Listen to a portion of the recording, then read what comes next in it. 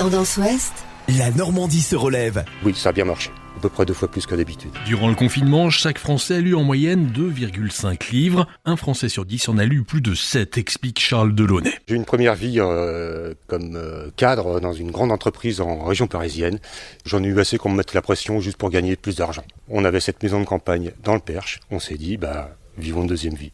Voilà, donc j'ai eu l'opportunité de racheter un stock de livres. Et je me suis dit, partons sur la vente de livres par Internet. Comme c'était dans l'air du temps, en plus avec l'histoire de recycler, de donner une deuxième vie, puis de faire quelque chose d'un petit peu éthique. Voilà 5 ans, Charles Delaunay a créé Quai des livres, une entreprise de vente de livres d'occasion sur Internet. J'arrive avec des cartons de livres. Ma première vie était quand même dans l'informatique et dans la logistique. Je saisis les fiches de livres, parce que quand un livre arrive, soit je le connais déjà et je rajoute en stock. C'est un nouveau livre et donc je crée sa fiche, c'est-à-dire que je le scanne, de faire un petit résumé, d'estimer son prix et puis voilà, je le mets en stock. Alors, on a à peu près presque 50 000 de référencés et 50 000 en attente. Le Covid et son confinement a fait doubler le nombre de livres envoyés depuis le département de l'Orne. Je suis pas du tout Amazon, parce que dans l'état d'esprit, c'est pas vraiment ça.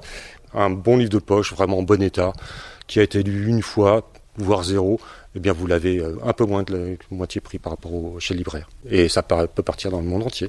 Les francophones proches, la Suisse et la Belgique, c'est vraiment tout à côté. Vous avez le Canada, vous avez l'Afrique francophone, vous avez des francophones à New Delhi, en Inde par exemple, donc ça peut partir un peu partout.